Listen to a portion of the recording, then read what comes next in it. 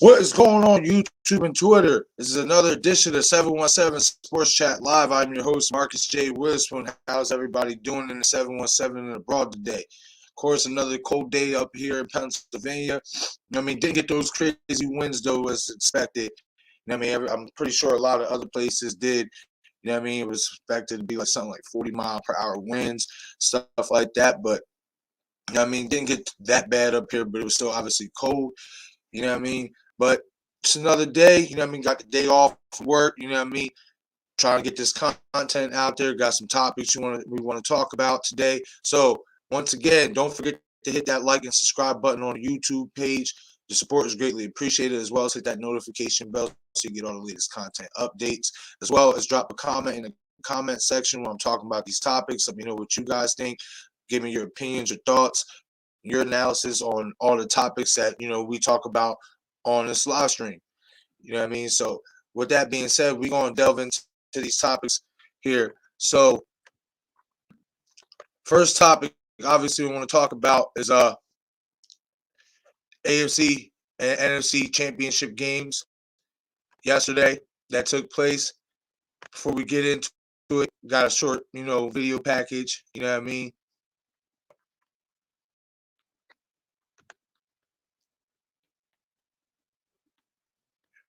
Upload. McPherson, and Cincinnati is heading to the Super Bowl. He called it again, I'm sure. He walked up and he goes, "Can you believe, Coach? We're going to the Super Bowl." And they did it. They beat Mahomes at home. Wow, Joe Burrow. No way. Only two quarterbacks have won an FBS national title game and a Super Bowl. And that's Joe Namath and Joe Montana, and Joe Burrow's trying to be the third. And the Rams are going to Super Bowl 56.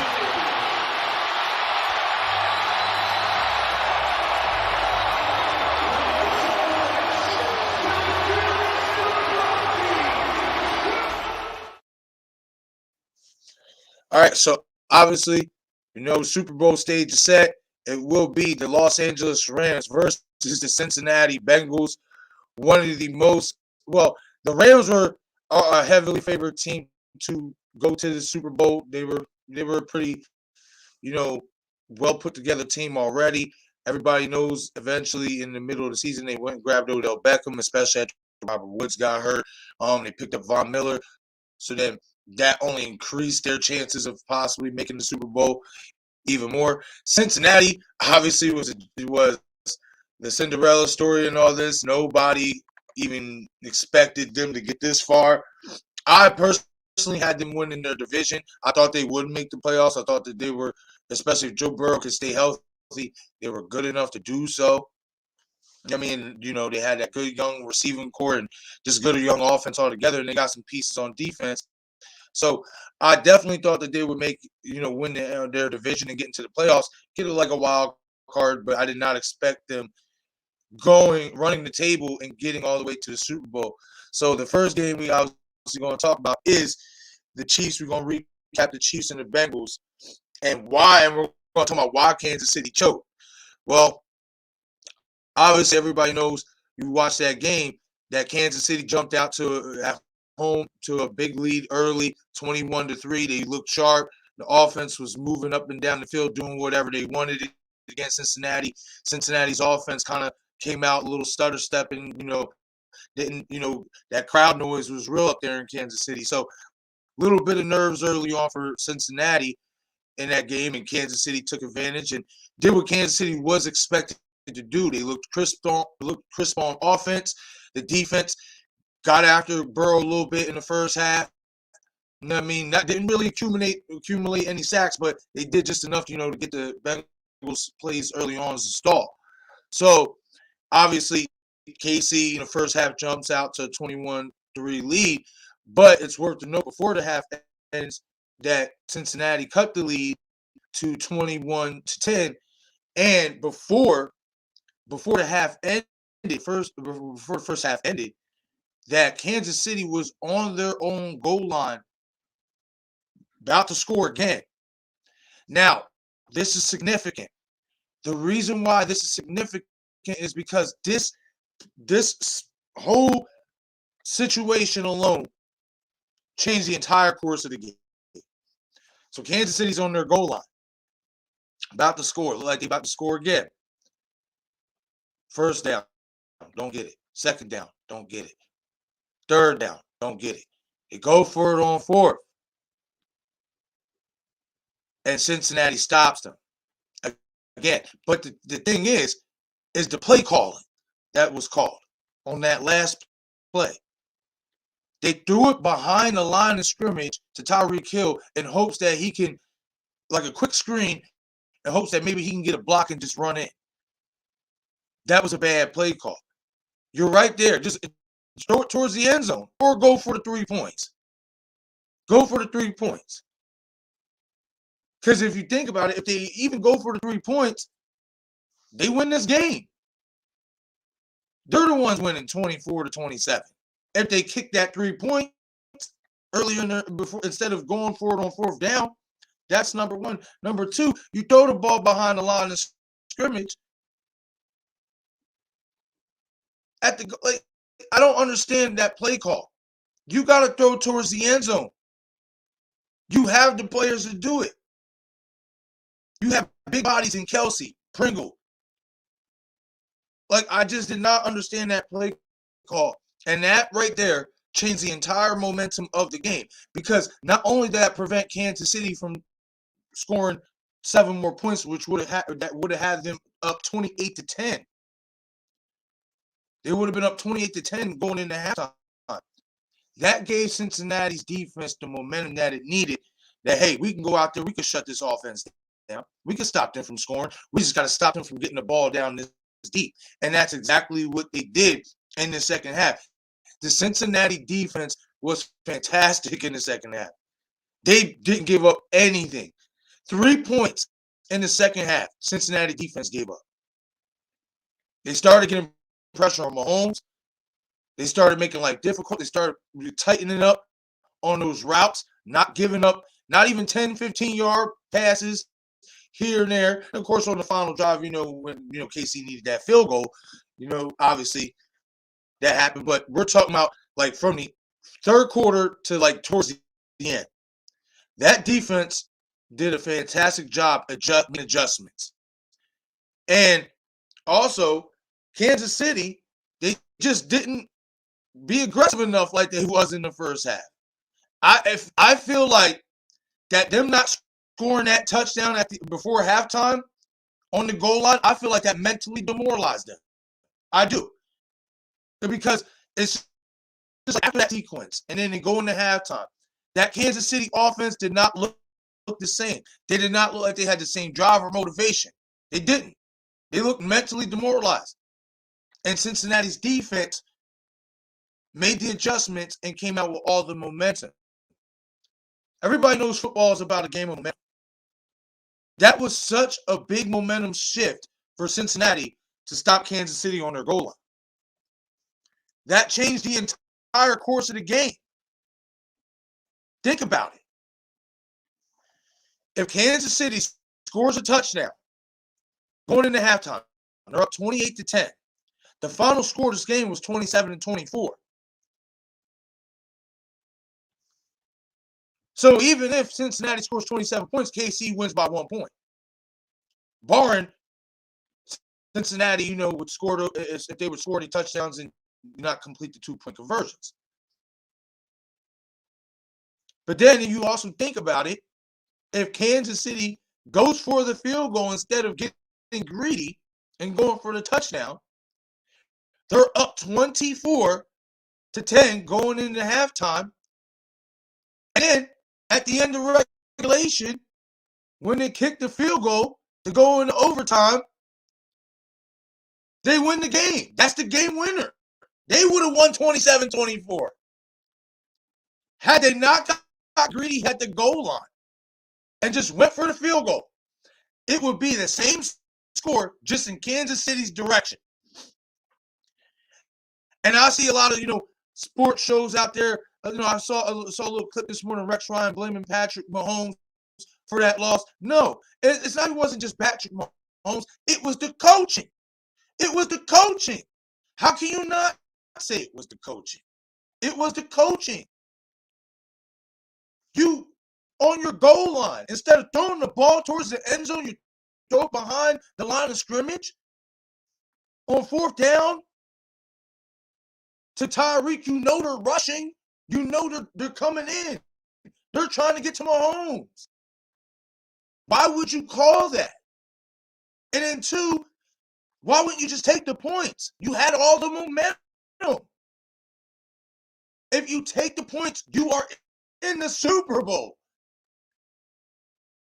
The score would be 27-24 KC instead of Cincinnati. That's coaching. That was a bad coaching decision on 2 parts. 1, you didn't take the points. The field goal, when you could have just took the field goal. Been up 14 at halftime. And then 2, you got greedy and caught a stupid play behind the line of scrimmage, knowing that the defense is coming in to get your quarterback because the distance is so short. That was coaching. It wasn't just Patrick Mahomes' fault. You got to call a spade and call for what it was. That was terrible coaching by Eric Bieniemy and by Andy Reid. It was. They gave the Bengals defense the keys to the competitor's parking lot, as they would call it. They gave them all the momentum that they needed. That one stop alone, the Bengals being able to finally stop them, that one time, especially with how short the distance was, gave Cincinnati's defense all the momentum that they needed. And everybody, if you watch the playoffs especially, Cincinnati's defense is a second half team. They can be had a little bit in the first half, but in the second half, that defensive coordinator and that defense as a whole, they buckle down. And they do a great job of making adjustments and starting to get stops so that their offense can get them back into the game. And that's exactly what happened. And that's why KC choked. Terrible coaching. That was terrible coaching in that sequence. You don't throw the ball behind the line of scrimmage. Not on 4th down. Not when it's at the goal line. You don't do it. If you felt that you couldn't get the ball into the end zone because it was too predictable that you were throwing it into the end zone, you should have just took the 3 points. You would have won this game. But hey, I ain't mad. Good job, KC. You shot yourself in the foot from your fellow Raider fan over here. Good job. I enjoyed seeing that.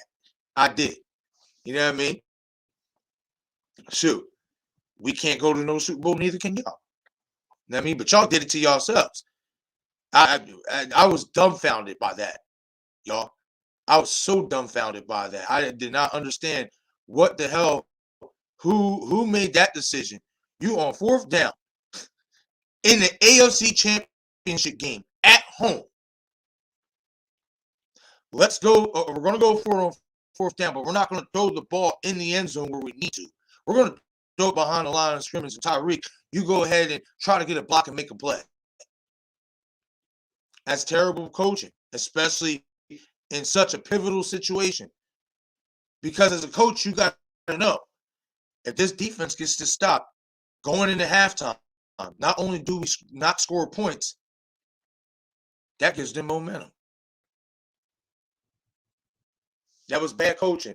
That wasn't just on Patrick Mahomes and the offense for not maintaining their aggressiveness, etc. That was bad coaching, especially in that situation. It just was, no matter how you slice it. But kudos to the Bengals, too, for staying in there doing what they've done this entire playoffs. You know what I mean? They stay in these games. Stay in these games. If their offense is getting off to a slow start, their defense can be had a little bit. But once their defense gets their mojo and gets everything together and makes the adjustments they need to make, they do just enough. Excuse me. They do just enough to get their offense and put their offense in position to say, okay, now we need to start making plays, and the offense starts executing at just the right time to get them back into these games and win the game. Definitely did not see this coming. I had the Chiefs winning 34-31. I had it being the same score it was in the first game, just the other way around. It was a good game, though. It was a really good game. I wasn't bored at all. You know what I mean? It was fantastic. You know what I mean? This whole playoffs has been fantastic. I think this might be the best playoffs I've seen, period, bar none. Just based on level of excitement, based on you felt that each game, there was a level of magnitude that it was there was something in the game. The stakes were so high. That's how these playoff games were played. And that's what you want to see, especially in playoff football. But once again, kudos to the Cincinnati Bengals, man. You know, definitely shocking the NFL world and the world in general. I'm pretty sure nobody had this young team doing this, you know, especially going into KC, going into Tennessee on the road, you know, against the top guns and outlasting them and punching their ticket into the Super Bowl. You know what I mean? It was a really cool thing to watch. Man, I would say this, man. As much as I'd love to see my team, the Raiders in the Super Bowl, which I think we can get there very soon. You know what I mean? Hopefully. You know what I mean? Hopefully our time is coming. You know what I mean? Step in the right direction, getting in the playoffs this year. But I like seeing teams that nobody expects to go to the Super Bowl or doesn't have doing well or hasn't done well in years. I like it when they make it to the Super Bowl or make a deep playoff run. It just makes the game that much better and more interesting. And you're not getting the same thing. You're not getting the same old rematches or, oh, you know, this team was going to the Super Bowl like the Bucks or, you know, because of Tom Brady or because of Mahomes and the Chiefs. You know, you're not getting the same. They're not getting the same matchup or the same superstars playing in the Super Bowl. You know what I mean? This is definitely a nice, pleasant surprise, and the Super Bowl is going to be one of the more exciting ones. I feel like in a little bit, just because now we got. It's not like I said. It's not Tom Brady in the Super Bowl. It's not Patrick Mahomes in the Super Bowl. You know, you got guys and Joe Burrow, who's obviously ascending to the top, as being obviously ascending to being a top quarterback, and then you got Matthew Stafford, a guy who is a top quarterback, who's been a top quarterback for a while. Obviously, he was in Detroit, was on a bad team, and then finally goes to, you know, Los Angeles on a good team, and they punched their ticket to the Super Bowl. Like, as a football fan in general, it's just a cool thing to see. You know what I mean? So shout out to the Bengals fans. I know you're excited. You know what I mean? Your team punched their ticket to the Super Bowl, and should be exciting to see what they do in the game. All right, we're going to move on to the second part of Conference Championship Weekend, and that is the San Francisco 49ers and the Los Angeles Rams recap and why San Francisco choked. I had the Rams winning this game, and if I'm not mistaken, I had them winning this game I predicted the score to be 20-17, exactly what it was.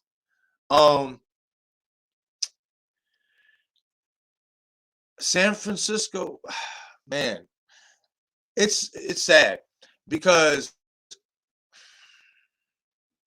they're literally a quarterback away. And it's crazy because Jimmy G played a good game. He did play a good game. But there were certain times, especially in the second half of that game, obviously the Rams made defense. They played well majority of the game.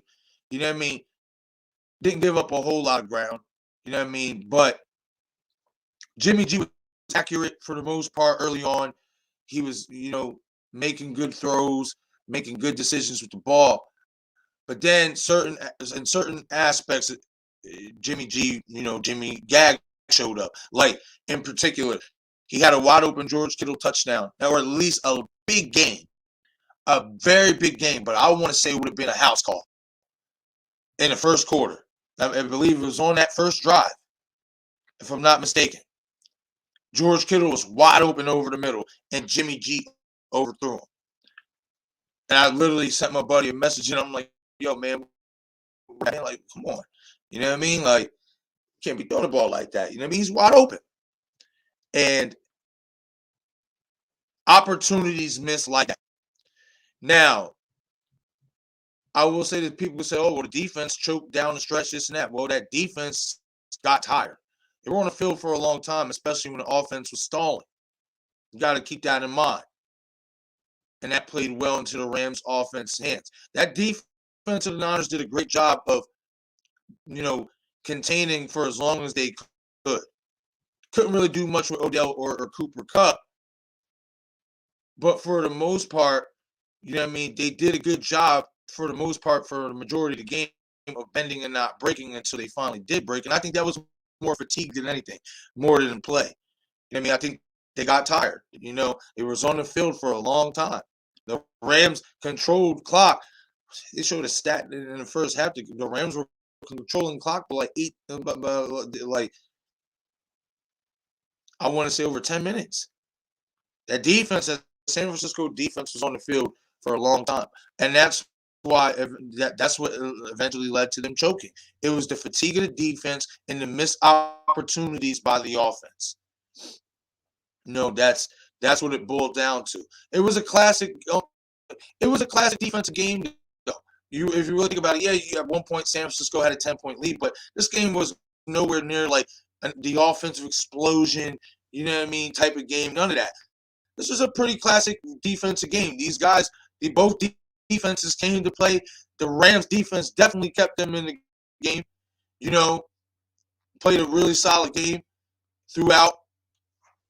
They, especially in the fourth quarter, once they started creating pressure on JG, it was like that's when you started to feel the momentum shift a little bit. That's when you started to feel like, okay, if the Rams offense can at least score, and which they eventually did, they can at least score and cut this game to 3 points. With this defense playing the way it is right now, and the momentum shifting, the Rams will probably eventually get everything together on offense, make their comeback, and win this game. And that's exactly what happened. And shout out to the Rams and for Matthew Stafford. Right? That guy's been such a good quarterback for so many years. And he had a couple okay teams at the beginning of his tenure in Detroit with Calvin Johnson and stuff. But anybody knows football knows Detroit. They're not that type of organization to really go out and spend money and attract superstars or quality players to want to come play there for them to keep anything consistent. So it's nice to see this guy come over here 1 year, come to a good team that was already pretty well built together. They just felt like they were just one piece, which was the quarterback position, away from getting back to the Super Bowl and competing for the Super Bowl. And that's what they did. They went out and got Matthew Stafford, and first year he takes them to the Super Bowl. So, but it's truly heartbreaking for the San Francisco 49ers, especially for Deebo Samuel, seeing him cry on the sideline. And it was truly heartbreaking. But, consistency is key. And the offense just wasn't consistent enough to keep that defense from running out of gas in terms of their defense. They kept their defense on the field entirely too long by not putting together long drives, by not putting together points on the board. They let the Rams hang around entirely too long, and they let that Rams defense gain momentum. Basically what the Rams defense did, they drugged the offense. They drugged the Niners in the deep waters and they drowned. That's basically exactly what they did. They drug them in the deep waters and they drowned. And now if you're San Francisco, that's why you drafted Trey Lance. You're thinking the same thing that the Rams were thinking this time last year when they, got bounced from the playoffs. We're a quarterback away from getting back to the Super Bowl. Now, is Trey Lance that answer? It remains to be seen. He's obviously got some development to do, but it's not impossible. They have the pieces. They have the team put together. The defense and the offense is there. Maybe just a couple little odds and ends, and they'll be back in. But it's really just a quarterback position. It's funny that the Niners, in all honesty, are in the same position as the Rams. Literally a quarterback away from possibly being in the Super Bowl. Literally. Because, like I said, if you think about it, if instead of scoring a field goal on that drive where Jimmy G missed George Kittle wide open over the middle, instead of settling for the field goal, if they get 7 points out of that, that's a 4-point swing. 21-20, they win. That's a 4-point swing. They left 4 points off the board by not scoring that touchdown. That was a wide open pass over the middle. Wide open. And Kittle, he has the speed to burn somebody down the field. And there was nothing but green grass in front of him. And Jimmy G, unfortunately, did what Jimmy G does. Jimmy gagged. Unfortunately, for the 49ers. But for the Rams, you finally, because they had lost to the Niners those 2 times in this regular season, including letting the Niners come back on them and steal a victory. So it was definitely, I'm pretty sure it was satisfying and anticlimactic that the Rams pulled this off, come from behind, and get to the Super Bowl at the 49ers' expense. I'm pretty sure they feel really good about that. But all right, guys, we're going to move on to the next topic here. More NFL news. Man, my Raiders, man. I don't know how I feel about this, you guys. I don't know how I feel, but I'm going to talk about it. My Raiders.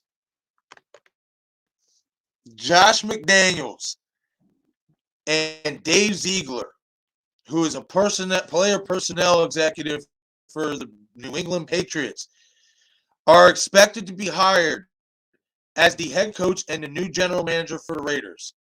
What does it mean for Derek Carr's future? Well, first, let's talk about these two gentlemen. Okay, Josh McDaniels, obviously the long-time offense coordinator for the Patriots, former head coach of the Denver Broncos, had an 11-17 record with Denver.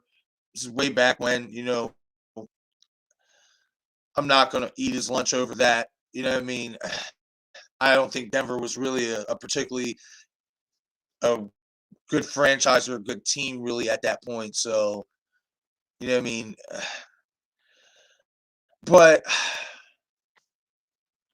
I don't know how I feel about this. One, this is the reason why I don't know how I feel about this, is because I don't even know if Josh McDaniels is really going to accept the position. We've seen him say for Indianapolis, yeah, I'm coming. I want to be your coach. And then the last minute, I'm staying in New England. So that's number one. Number two, I really wanted Jim Harbaugh.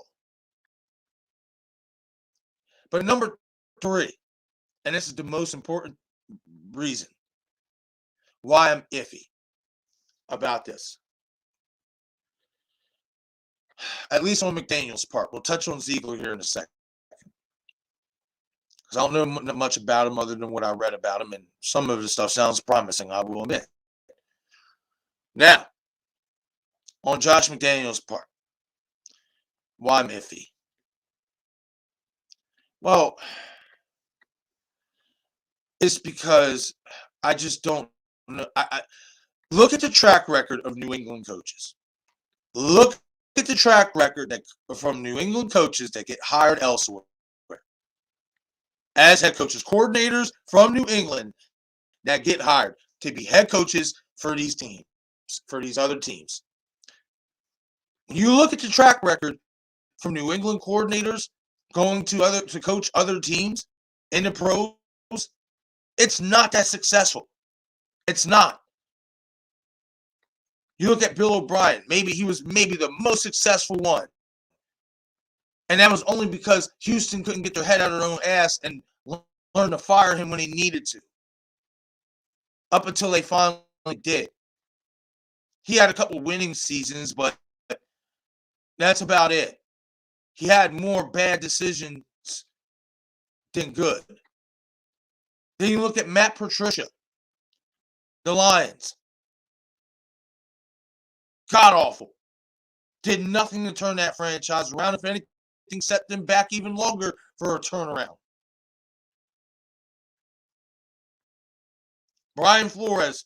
I like Brian Flores, and I think Miami gave him a raw deal. I think that he is actually one of the few New England coordinators that is actually a good football mind and a good coach. Let me think. Charlie Weiss. He went to college, but even then, like, he had a couple winning seasons, at Notre Dame, but he could never win the big one. And we haven't really seen him at the pros, I don't believe, since. And he never was a head coach in the pros. Let's see. Anybody else? Who else? I'm trying to think who else.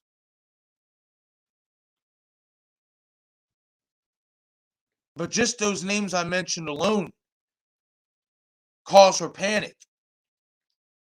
Because the track record for New England coordinators becoming head coaches and for other franchises isn't great. It isn't. It's not good at all. And that causes for concern. But the upside is this. He has worked within a winning culture, a championship culture, for so long. He has worked with the guy many believe to be the greatest quarterback of all time in Tom Brady. He knows what it takes to win. He does. So that is an upside. I just don't know if that is going to translate into him becoming a winning head coach of himself. I don't know if I question if Josh is a leader of men. I question if Josh can get guys to buy into his system. I don't know if his personality will work with us. And once again, it still remains to be seen if he's even going to take the job, because he ditched Indianapolis. It wouldn't surprise me if he ditched us. Like, I just don't know. I really don't know how. I'm really 50-50, more 60-40. I don't know if I like this so much. This is really surprising by Mark Davis. Because if you watch my video, if you watched my clip the other day, I talked about this on Friday, I believe. They said that he wasn't a favorite. Now, you always can't read what believe what you read in these reports and in dirt sheets, whatever you want to call it, stuff like that. But he said he wasn't the favorite. Well, obviously that was a big faux pas, because it's obvious we are expected to hire him. And I don't know. Maybe the reason why we decided to hire him is because maybe we got word from Harbaugh that he's staying at Michigan, or he wants to pursue another job. I don't know. Me personally, I really wanted Jim Harbaugh. Jim Harbaugh is as legit as it gets, and he has a winning track record, and he's proven as a head coach. Josh McDaniels is not proven as a head coach. Now, another reason why this could be bad is because it's too many of these teams. We're falling. Too many of these teams, and now my Raiders have done it, have fallen into the Patriot trap. We see these coordinators on the Patriots, and we're like, ooh, that's our next head coach. That's the guy who's going to lead us to the Super Bowl. Guys, they're not fucking Bill Belichick. Simple. Point blank. Get it out of your head. These guys are not Bill Belichick. And that's what these teams, and now it seems including mine, is believing when they see these coordinators coming from New England. No. Look at the track record. It doesn't work. Now, if we hire him and he comes in and he wins the championship, then obviously I will stand heavily corrected. But as it right now, I do not believe that he is the answer at head coach for my Las Vegas Raiders. I don't. I do not believe he is the answer. I don't trust him. I do not trust him. And I'm really dumbfounded by this. No, I'm really dumbfounded by this decision to want to hire Josh McDaniels. I get it. He's considered an offensive guru. He's, had so many good offenses, etc., etc., etc., etc. He had so many good offenses because everything was so well put in place for him. Look at was his offense that good in Denver? Somebody tell me, was his offense that good in Denver? Because if it was, why the hell did they fire him? He drafted Tim Tebow in the first fucking round. Some of y'all might hate me for bringing that up and might think I'm taking a slight at Tim Tebow, and I'm not trying to. But any football aficionado or fan knows Tim Tebow was never a fucking first-round quarterback. Never. He was a third-round talent at best at the quarterback position.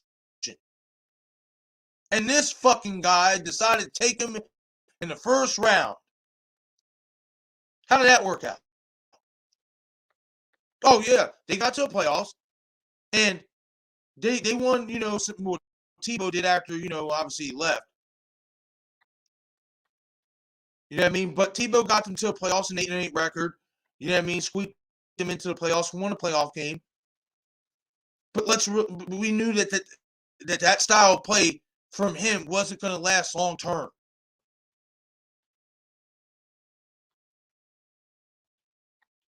And this is the guy who drafted him. This is the guy who told John Elway, that's my guy I want. And then got fired mid-season the next season.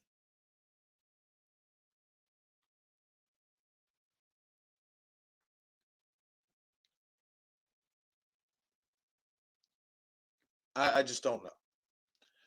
I don't know, guys. I don't know. I don't know how I feel about this. I'm not too keen on it, but it's looking like that's what the move is for my Las Vegas Raiders. Now, we're going to move on to the second of this new additions, expected new additions. Everybody knows we fired General Manager Mike Mayock, and we've been on the search for a new GM ever since. And the general consensus was that Ed Dodds was going to be, he was the odds-on favorite to land the GM position for the Raiders. Which is why it really shocked me when I got the news that Dave Ziegler, with all due respect, a guy I'd never heard of, is expected to be the new general manager for the Raiders. Now, I read, I did a little bit of digging, and apparently he's responsible for, I guess, putting this Patriots team that made it to the playoffs together, that he had insight on the drafting process, this and that, because he was player personnel executive, etc., etc. So, I mean, that's definitely some upside, because everybody knows in 1 year after losing Tom Brady, the Patriots are already back in the playoffs, and they can keep adding on to what they built. They're going to be a legitimate threat once again for years to come again. So that's the upside of that. The downside is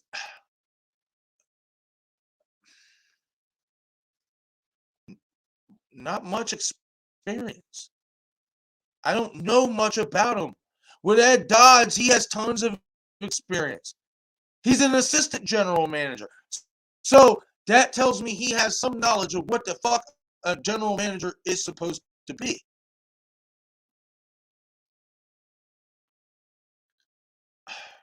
We fell for the trap, the good old New England trap. Let's get a GM and a coordinator from New England, and they're going to turn our franchise around and lead us to the promised land. Because, every coordinator and general manager that comes out of New England is Bill Belichick.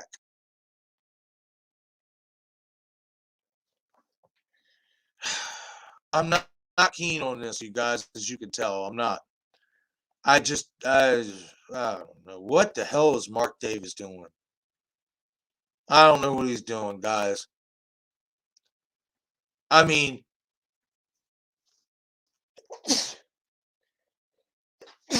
excuse me. God bless me. Like, I just don't know. I am bamboozled. I am. I get they come from a winning culture, but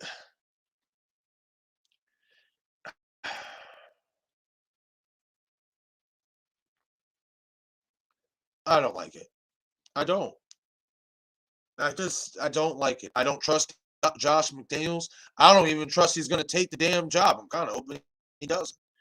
You know what I mean? And I just don't have enough for this guy as compared to an Ed Dodds, who has a track record, a known track record, and was on the Raiders staff before, like Jim Harbaugh was in 2003. I just feel like, guys, and I'm going to leave this topic at this. The Raiders, much like the Texans, much like, the Dolphins or other teams or whatever that you've seen do it, have fell for the good old New England curse and trap.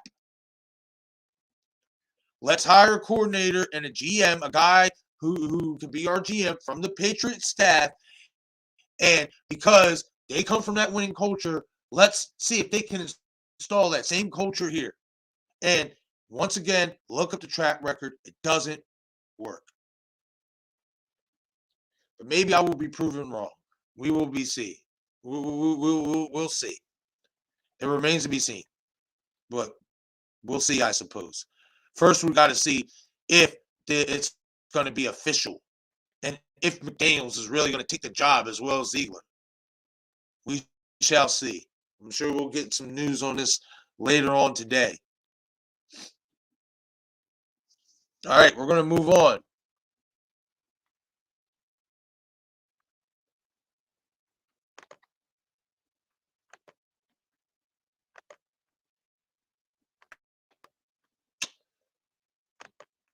Bills offensive coordinator Brian Daboll hired as the new Giants head coach. Oh, well, before we get into that, obviously, let's bring this back up. Obviously, what does this mean for Derek Carr? Sorry about that. Obviously, forgot that part of the caption. What does this mean? Does Josh Daniels, Dave Ziegler expected situation, as a Raiders head coach and GM, mean for Derek Carr? Well, the silver lining for Derek Carr is that the Patriots, before drafting Mac Jones, wanted to trade for Derek Carr. Josh McDaniels wanted Derek Carr. So that tells me that we're obviously going to keep Derek Carr. Whether we extend him remains to be seen. I think what will happen is if McDaniels comes in, he'll want to, have Carr as his quarterback for 1 year and see how it works out then. And if it works out well, we'll extend him. If it don't, then we might look in another direction. That's how I see that situation play out. But for Derek Carr, it's definitely a good thing because if McDaniels does come in, at least he does know he has a coach who wanted him somewhere else, who wanted his services somewhere else. So that means that Josh McDaniels will be willing to work with Derek Carr instead of looking in another direction. That means that Josh McDaniels saw enough in Derek Carr to pitch it to Bill Belichick like, hey, maybe we should make a move for this guy when he was in New England. So that's definitely good news. Josh McDaniels, if he takes a job, getting hired is good news, in my opinion, for Derek Carr. Okay, now we're going to move on to the next topic. As I said, Bills offense coordinator Brian Daboll hired as New York Giants' new head coach. Why is this a good move for the Giants? In my opinion, looks like the Giants are heading for some greener pastures, you guys. Listen, this is exactly why I believe Brian Daboll is the perfect man for the job for the New York Giants. One is he has a good track record. Obviously, the Bills have been successful for the past couple of years, and he has been single-handedly given credit for the turnaround of Josh Allen. Why is that good news for Giants fans? Because Daniel Jones has shown capabilities that he can be the guy at quarterback. One, if you're a Giants fan, you know you guys don't have an offensive line. That's been your biggest Achilles heel. You guys can't protect Daniel Jones. So that's obviously Daboll's first order of business, in my opinion. He's going to have to address the offensive line. But everything else looks pretty sweet for the Giants. You look at that wide receiving core, if they can stay healthy anyway. Slayton, Shepard, Golladay, Tony. I don't want to talk about Saquon because we don't ever know if Saquon is ever going to be 100% healthy ever in his NFL career. You know what I mean? But if he could, in this offense, he could flourish.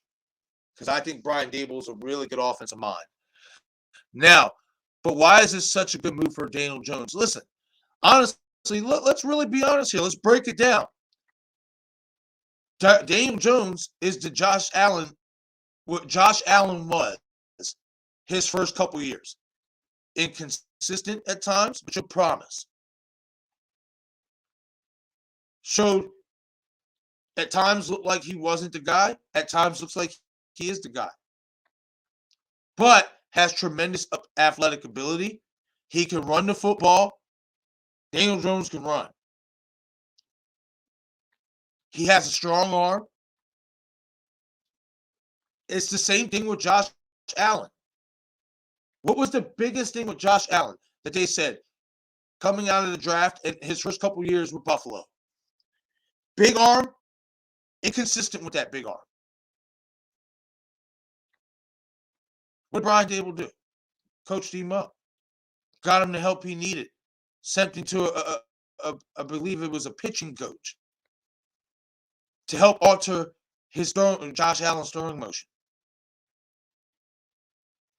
And then built the offense around Josh Allen's best attributes, which is use his athleticism, use his feet, designed runs,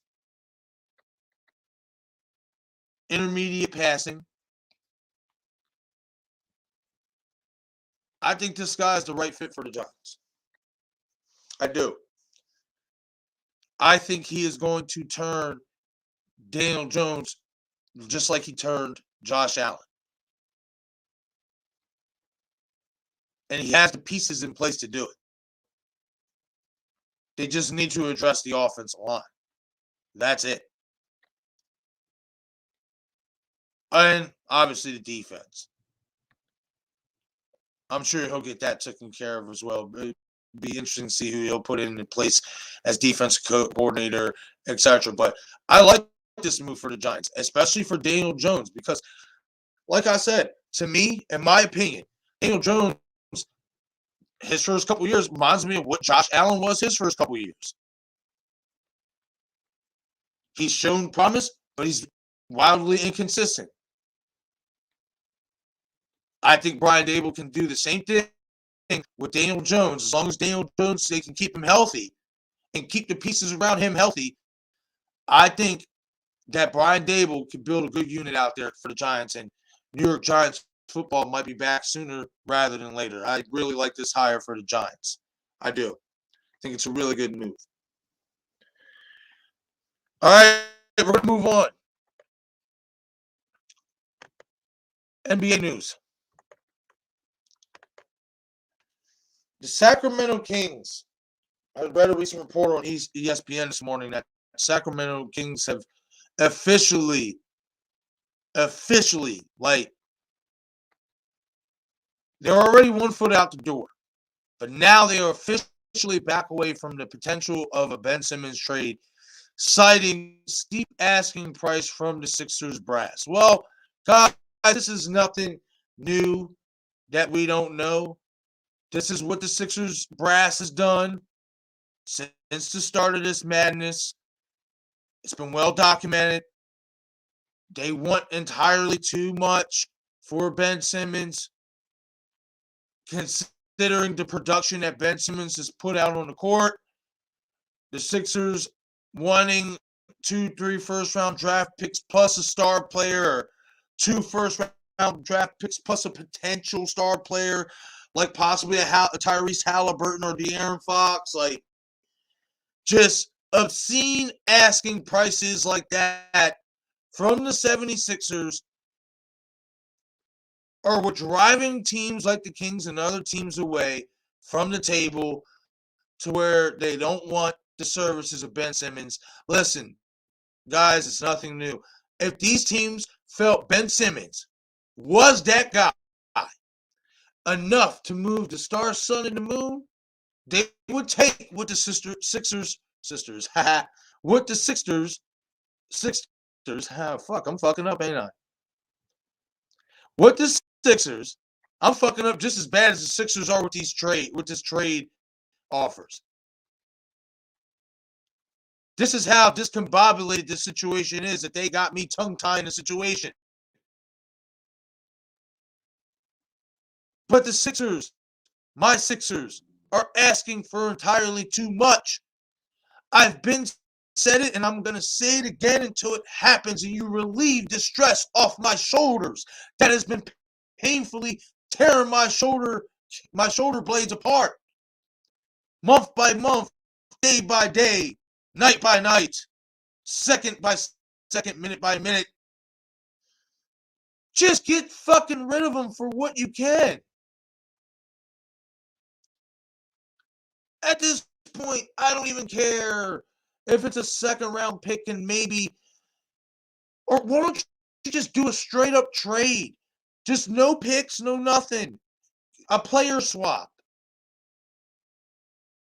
Give me Tyrese Halliburton and Buddy Hield for the services of Ben Simmons. I'll live with that. I don't need picks. It's not that I don't need picks, but what we're asking for is just obscene. And at this point, I've been at this point for months.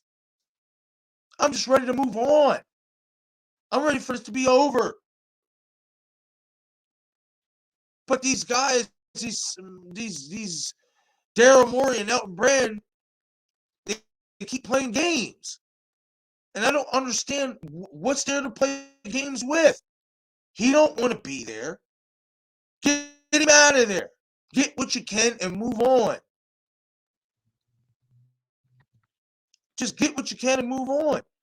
You keep asking for all these steep prices for a guy who hasn't shown on the court that the production, what you're asking for, is there. When you're asking for 3 first-round draft picks plus a potential star player in Tyrese Halliburton or De'Aaron Fox, you're saying that you're giving up a guy in Ben Simmons who's possibly averaging 25 points, 7 assists, 10 rebounds. And we all know that's not what he's averaging. He's 14, 7, and 7.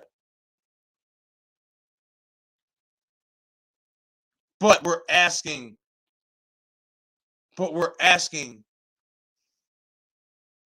for return as if he's that caliber of player, or as if he put out that caliber of production.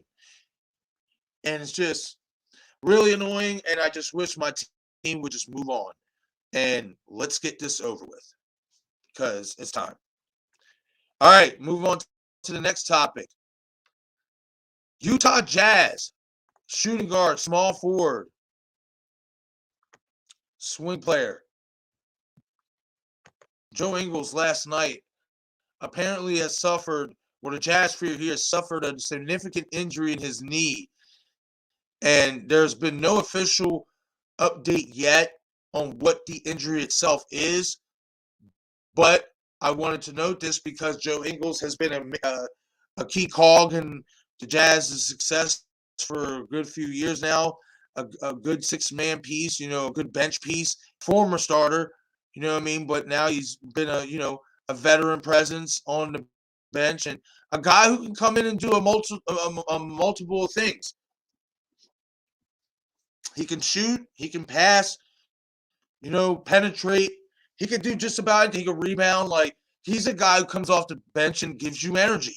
And he's been that guy for a while now for Utah and has especially since, been that guy that's been, filling in for Donovan Mitchell here lately because Donovan Mitchell's been out the past few games.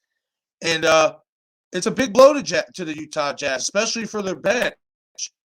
You know what I mean? This is a team that has been trying to get over that proverbial hump and try to at least make a Western Conference Finals game or the finals itself.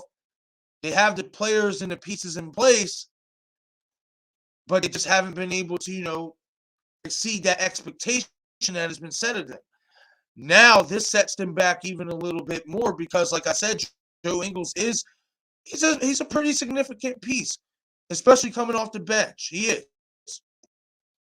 He's a guy who can come in and get you a good, on a good night, 15, maybe stretching it, maybe 17 to 20 points if he's hot. But like I said, even if he's not scoring that many points, he's a guy who can come in and give you 7 to 10 points, 4 or 5 rebounds, good couple assists, couple steals. He's a guy, he does a multitude of things. So this is definitely a big blow to the Jazz, and it's going to be interesting to see what the Jazz do, especially with trade deadline coming up here soon, to see if they, move some pieces, to get some pieces in return to fill this void. I've been seeing, in some reports that the Jazz, have been mulling possibly moving Jordan Clarkson. I know a lot of you Jazz fans don't want to hear that because I know he's a fan favorite.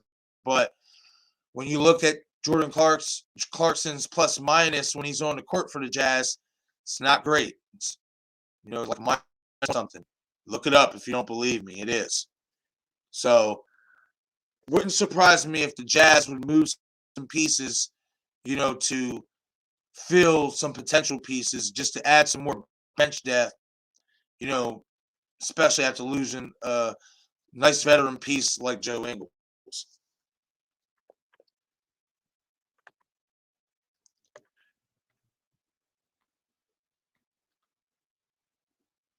All right, we're going to move on to the next topic.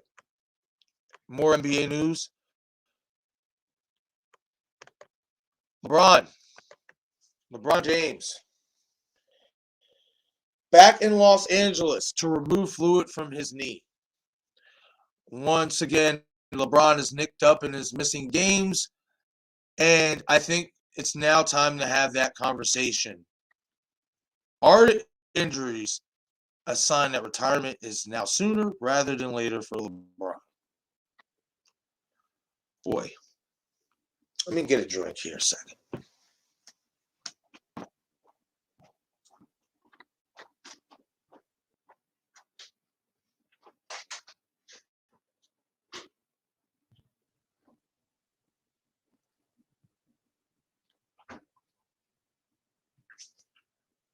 Okay.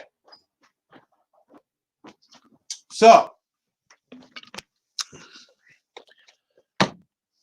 let's talk about this. LeBron back in LA to remove fluid from the knee. Are the injuries a sign of retirement sooner than later? Man. Guys, I didn't think I'd be saying this, but I think it is. I mean, there's only so much money that you can keep spending to ensure that your body is in shape. Eventually, Father Time catches up. Doesn't matter how much money you put into your training regimen. Doesn't matter how well you eat. Doesn't matter how well you train. Eventually, age catches up with us all. It's inevitable. And I'm seeing a pattern ever since he's came to LA. Each season, missing more and more time. And that's all the usage throughout his career. Playing 37, 40-minute games. Hell, playing the whole game to carry the Cavaliers. He's been in the league 19 seasons. He's about to touch 20 if he comes back next year. And now I'm starting to wonder if that's even a bigger if than I thought before.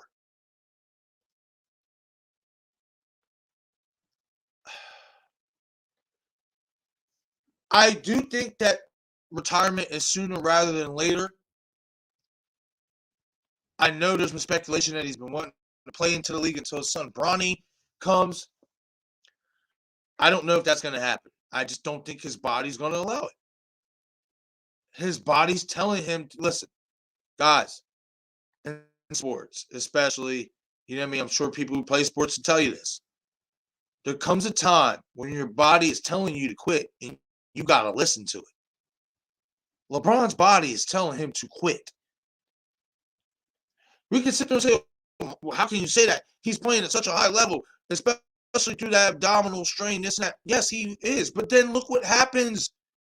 Now he has fluid in his knee. Another injury. First it's the groin. Then it's the abdominal. Now it's his knee.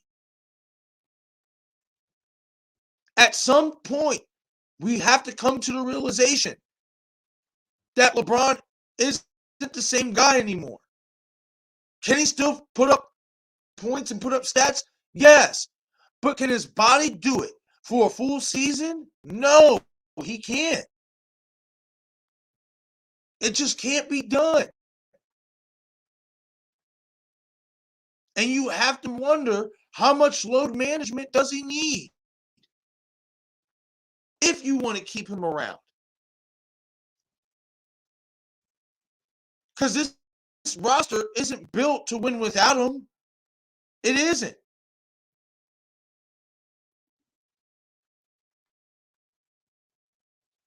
So I just feel like retirement is sooner rather than later, a lot sooner than what I thought it would. I expected LeBron, given how well he's still playing when he's healthy, to play to at least 40. Kind of like a Tom Brady thing, etc., etc. At least play until his son Bronny came into the league. But now I'm not as confident.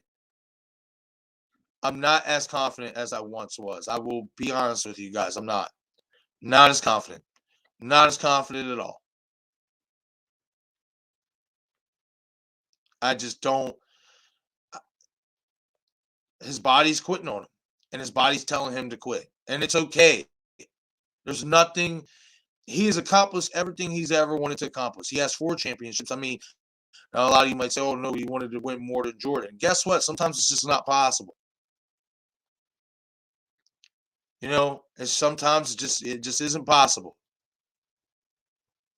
You know what I mean? And there's nothing left to prove. He's done everything he's had to do. You know what I mean? So it would not surprise me if retirement is sooner rather than later for LeBron. That's my take on that situation. All right, guys, we're moving on to the last topic of the stream, and that is,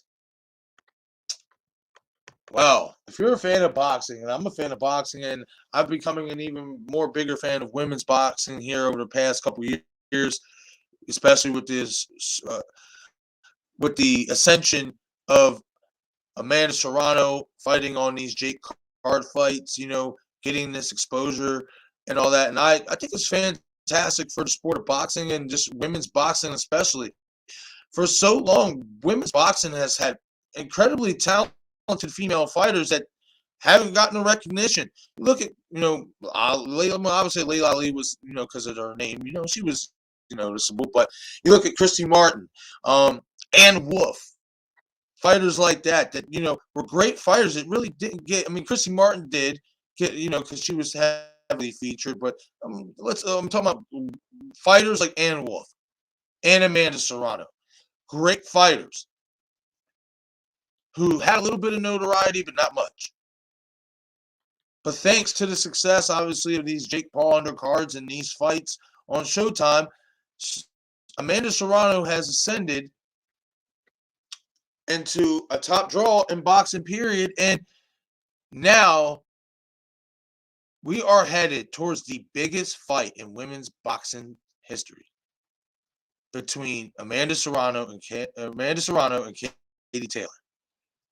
This is a fight that has been brewing for so long now, and it's finally happening. And the reason why it's happening, you guys, is because the money is there. The money is there. And the audience is there. That's the big thing, too. The audience is there. I have a feeling this fight is going to be placed on the next Jake Paul undercard, which is a big deal, especially for women's boxing. That's one thing. Listen, whether you like Jake Paul or not, you got to give the guy credit. His promotional skills is pretty damn good. And he has put new eyeballs on the sport of not just men's boxing, but women's boxing. And that's a cool thing, man. These girls can scrap. These girls are skilled. With as much attention as MMA women's division gets, or at least UFC, it's about damn time that boxing, these women in boxing start getting their just due too. But the reason why this fight came to fruition, guys, is because the money and the notoriety is there now, which is smart on both these women's parts. Did they always wanted to fight each other? You're damn right they have. But at the same time, do you want to fight in front of an empty arena? Do you want to fight on a platform where nobody's going to give a shit or going to care or even notice what you're doing, the history you're making? No, you don't. So they waited. And much credit to Amanda Serrano for, taking the opportunity that Jake Paul and the promotional outlet, that, she's been using and he's given her. She's exponentially heightened her career. And now, because of her, now more women's boxing is starting to get more noticed. And their fights are starting to get more noticed. As a boxing fan, and now a boxing fan, like I said, a boxing fan of women's boxing, even more so over the past couple years. I mean, like, this is a big deal. This is a really big deal. I'm excited for it because I want to see these girls scrap. Eventually, I will be doing a preview episode on this, covering solely this fight, talking about this fight, or it might be when basically the next Jake Paul card, gets announced. I'm gonna have to look it up. I mean, they might just, get a separate card themselves. I mean, they have the notoriety now to do it. You know what I mean? But I want to assume that Jake Paul's next fight that's when this fight is gonna, be showcased. But I'm excited for it. I want to see these two fight. I've been wanting to see these two fight for the last couple of years now. It's about time it happened. It's about time they get the their money to make it happen. You know what I mean? I'm glad they're getting the notoriety for it. The public attention. It's a big thing for women's boxing, and it's a big thing for boxing in general. And kudos to these women. These girls have busted their ass, getting to this position, and I am excited, and I can't wait for them to fight. But all right, guys, I'm gonna wrap up this stream for the moment, for today anyway. This part of the stream, episode 34. If you like this content, hit that like button and subscribe to the YouTube channel. The support is greatly appreciated, as well as hit that notification icon so you get all the latest content updates when I'm going live, which is basically every day now. You know what I mean? You get all the latest content updates, etc., etc., as well as hit that comment section. Let me know what you guys think about these topics. I will be trimming down, the episode as I do. You know what I mean? So it makes it easier. So you guys ain't watching the whole hour live stream if you don't want to. You don't want to watch the whole episode. I'll trim it down. You know what I mean? So you guys can just watch, the topic by topic videos, you know what I mean, of each of the topics that I talked about. So with that being said, hit the comment section. Though I want to hear from you guys. I want to hear your opinions, your takes on these topics that I'll talk about. Once again, this is 717 Sports Chat Live. I'm your host, Marques J. Witherspoon. I'm out, guys. Everybody be safe out there in the 717 and abroad, and I will catch y'all later.